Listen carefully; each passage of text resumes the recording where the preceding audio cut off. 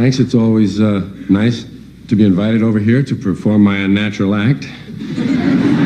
That's what it is. That's my job, performing an unnatural act before large numbers of people. The more people, the more I like it.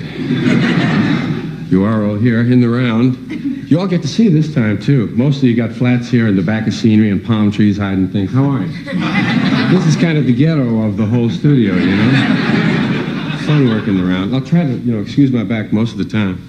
But it is more normal to face that camera, I guess. Put on my makeup and everything, you might notice that. Didn't get any hand makeup, and I didn't get my arms made up, naturally. Because, dig the difference. Yeah, I'm a white guy, man.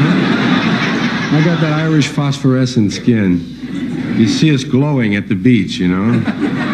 I don't ever really try to get a tan. I just try to neutralize the blue if I can, you know. Yeah, Whitey. Yes, I am Whitey.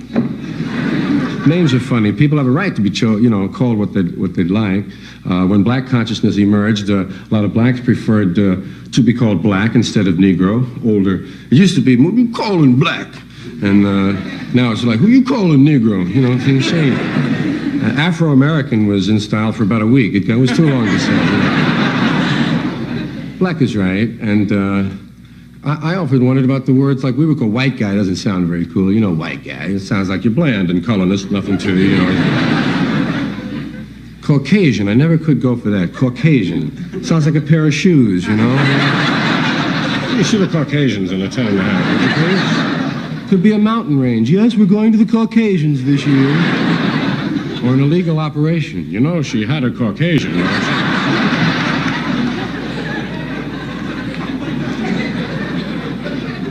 Could even be an order of monks that makes wine. Caucasian, the finest in wine. But, Whitey, I don't know. I think if they were going to call me anything, I'd like Blue-Eyed Devil, you know?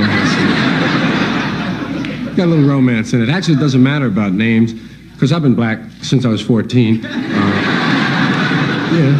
Well, on and off, to different degrees, depending on who I was hanging out with and where I was. You know, I was from a neighborhood, we called it White Harlem. It was right next to Harlem and Columbia University, an Irish neighborhood. We called it White Harlem because that sounded bad, you know. The real name was Morningside Heights. But when you're 14 or 15 and you live close by another culture, you pick it up. Especially black culture is very free, street culture. And people who live on the borderline of each other don't fight because they'd have to be at it every day. They learn to get along, and you trade and you find out. And there's a freedom, oddly enough. The least free people have a freedom, you know, that, well, for instance, if you take 5 white guys, and I mean Anglos, you know, of my group, right? Not any kind of exotic Eastern European white guy, but just some Anglo dudes with freckles, and you let them hang around with 5 black guys for about a month. And after a month, the white guys will be walking and talking and standing like the black guys. You never hear a black guy say, "Oh, golly, we won the game. Yes, sir."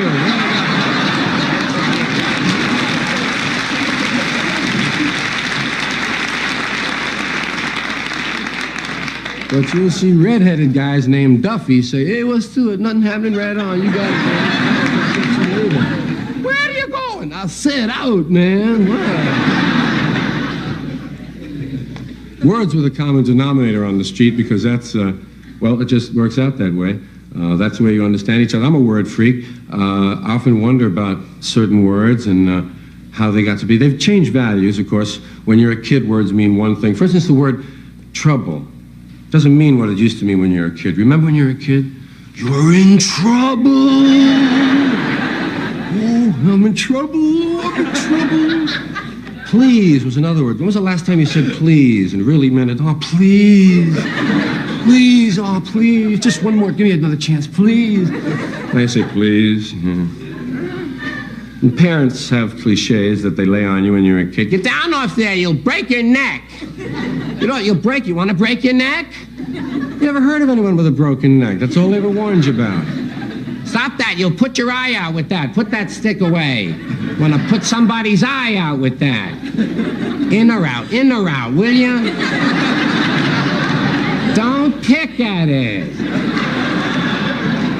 When you lose something, they always say to you, well, it didn't just get up and walk away. You know?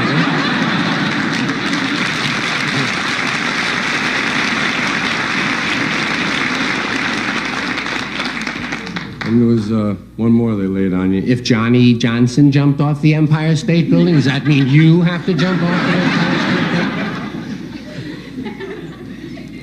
Building? I always felt sorry for guys with names like Irving or Percy. Those names they made fun of. Because George was not a fun name. Melvin was another name they made fun of. I realized after a while Melvin was the Secretary of Defense. The man in charge of all the H-bombs. His name was Melvin, man. I hope he's not mad. Call me Melvin. George was a hard name to grow up with because of that Georgie-Porgy routine. Nobody else had a poem they sang. Ralph, nobody. Georgie-Porgy, pudding and pie, kissed the girls and made them cry. Why? Cry? Why, man? When the boys came out to play, Georgie-Porgy ran away. Made you feel bad. Let George do it. Not me, man. I ain't gonna do it. And all those guys in commercials, all the dopes. Ring around your collar, George. George, where's the garbage, George? It's a name you have to grow out of. Names of companies intrigue me because they always follow a pattern. They're stuck with patterns. Banks and insurance companies always have strong, firm names. First National Security, Guaranteed Trust, Fidelity, Mutual. And neighborhood places have Allied, the Blue and Blue. The Blue and Blue. You know, small, easy names, family-type names. I'd like to buy some companies and change that pattern. How about Nick and Tony's Bank? The Presbyterian Memorial Bar and Grill. Our Lady of Sorrows, Savings and Loan. First Baptist Motel.